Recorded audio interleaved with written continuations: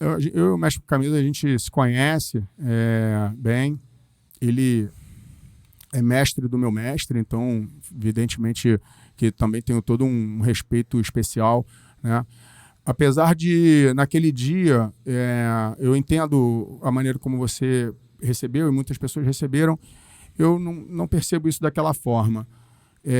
Eu posso dizer por mim, tá? Eu não contribuí como capoeirista nos últimos 30 anos, porque a gente não estava dentro da arte marcial e a gente estava sendo homenageado naquele dia. Então eu estava me sentindo homenageado, estava me sentindo muito honrado dentro da minha cidade, sendo homenageado por um conjunto que se chama arte marcial, que reconhece a capoeira como arte marcial e reconheceu o VMB, que é o trabalho de um conjunto de pessoas e que representa milhares e milhares, se não milhões de pessoas no mundo hoje. Estava sendo reconhecido na cidade do Rio de Janeiro. Quem é a cidade do Rio de Janeiro? É um berço das artes marciais no mundo, para não dizer o berço, eu vou dizer um berço das artes marciais no mundo, não é qualquer lugar. Era o primeiro reconhecimento das artes marciais. Eu estava me sentindo muito honrado, na verdade, estava muito emocionado. E daquilo ali eu só posso agradecer a todos os organizadores, a todo mundo. Como eu entendo que a fala do mestre Camisa, ela expresse uma questão que está posta na capoeira e que o próprio VMB vem ajudando a solucionar. Mas o que eu não consigo compreender, se é assim, é porque então alguns grupos de capoeira ainda impedem esse processo de acontecer, né? Ou seja, impedem os seus atletas de participarem de competições. Então fica uma contradição um pouco posta ali, você há de convir comigo, né? Sim. Então, eu recebi aquilo ali, eu concordo com todos os argumentos e agradeço a argumentação, porque é a minha própria argumentação. Eu concordo, a capoeira, nos últimos 30 anos, vem perdendo atletas de capoeira para as artes marciais, para outras lutas, e tem colocado esses ex-atletas de capoeira ou ex-potenciais atletas de capoeira a exemplo do Thiago Marreta, a exemplo do Pedro Riso, a exemplo do Anderson Silva, a exemplo de tantas e tantas e tantas pessoas, né? O Alano Guedes foi capoeirista, enfim, todos eles são muito gratos à capoeira. Então a capoeira vem entregando esses atletas para as outras lutas e o VMB é a resposta a isso. Não para proibir, porque o Eric Maia, por exemplo, tem ambições no MMA, ele luta MMA. Mas para que tenha a alternativa dele seguir pela capoeira e ser um campeão de capoeira e que ele possa viver como atleta. E aí isso dialoga com o que eu estava comentando antes, né? Que esse processo todo que tá acontecendo, por isso que eu digo que o VMB ele pode ter funcionado como um movimento no primeiro momento, mas hoje existe uma onda atlética na capoeira, que é natural que ela aconteça, os jovens querem, os jovens vibram, você não tem noção, é uma coisa impressionante, né? E o VMB é uma prancha, cara, a gente não pode se acreditar a onda, seria um erro monstruoso. A gente conversa dentro da diretoria, nós somos a prancha, talvez a primeira, talvez a mais rápida, talvez a melhor nesse momento, não importa. Mas o importante é reconhecer a onda, o processo, o processo que está se dando. E por quê? Porque se os objetivos dos grupos eram fazer talvez um valente de capoeira, aqui para resumir o conceito, Sim. E um professor, e esse não dá, e esse está entrando em exaustão, qual é a outra alternativa que tem de carreira? É abrir a carreira atlética. Uhum. E quando a gente abre a carreira atlética, a gente abre necessidade de muitas categorias, não só de atletas, mas de comentaristas, de podcasts profissionais de capoeira, Sim. de árbitros de capoeira, de apresentadores de capoeira, ou seja, se abre todo mundo, né? Treinamentos específicos, etc, etc. O que o pessoal discute é o seguinte: isso vai acabar com a capoeira. Bom, eu vou posso fazer uma resposta para esse pessoal assim? Lógico. Olha, eu sim confio muito na força da capoeira. Uma lei não acabou com a capoeira no Brasil. Eu não consigo entender como uma iniciativa que constrói capoeira pode acabar com a capoeira no Brasil. A lógica não dá suporte a essa afirmação, não dá. Ou seja, o VMB não conseguirá fazer isso, nem que quisesse, a gente não quer. Mas o pessoal fica com essa preocupação. Mas por que você acha que fica? Eu acho que é por conta do que você trouxe naquele momento. Hoje no jiu-jitsu, eu não sou a melhor pessoa, acho que você é autoridade no jiu-jitsu aqui, tenho certeza que você é autoridade no jiu-jitsu para falar, mas eu, como falei, treino jiu-jitsu há muitos anos, conheço uma galera da antiga, né?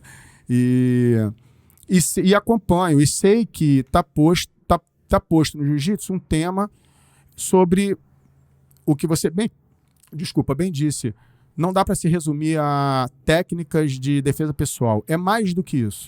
Sim. Mas vamos colocar isso dentro, de circunscrever isso em, olha, o pessoal hoje sabe fazer um berimbolo, mas não sabe se defender na rua. Esse é o ponto, né? O que dói. E dói mesmo, porque como artista marcial meio que dói um pouquinho. De novo, eu vou além, né? Assim, porque não é só nem a questão de se defender na rua, mas é ter um comportamento de um artista marcial, né? Ou levar isso para a vida. Como que eu lido? Porque, porra, é muito hoje pouco provável que alguém queira sair na porrada com a gente na rua. E esse não é o grande problema, não, né? Talvez, algum tempo atrás, talvez eu tenha entrado no jiu-jitsu um pouco por isso. Porra, eu entrei por isso, tá? Eu quero estar preparado também. Mas hoje os grandes conflitos, os problemas, eles são, cara, emocionais. De ordem emocional. Então, como que eu trabalho isso? E tem um trabalho. Eu entendo que tem um trabalho, e talvez muito poderoso, dentro das artes marciais, para você resolver isso. Para você lidar com isso. Entendeu? Então quando eu falo de defesa pessoal, cara, vai muito além de você se defender fisicamente. No caso da capoeira, por exemplo, eu estou fazendo uma analogia ao que está posto, por exemplo, com o jiu-jitsu. No caso da capoeira é o seguinte, se houver uma esportização, sei lá se pode se dizer assim, mas da esportivização da capoeira, isso compromete o tradicionalismo, as rodas tradicionais, as rodas que acontecem, né, nos cantos e tal. Bom, eu concordo, eu sou um corda preta de capoeira do meu grupo, eu sou responsável, sou um zelador da capoeira, eu tenho essa preocupação, eu não tenho esse medo. Esse medo, quando a gente lançou o VMB, tem dois mestres de São Paulo que são muito importantes nesse mundo atlético da capoeira, porque já são de uma geração, né, um pouquinho depois da minha, mas foram grandes atletas e lutadores de capoeira e campeões paulistas e tal. Mestre Maurão e mestre Catitu, dois apoiadores do VMB desde o início, eu sou muito grato a eles sempre. Eu tenho combinado com o mestre Maurão. O mestre Maurão, um cara, né, também é tradicional, assim, curte.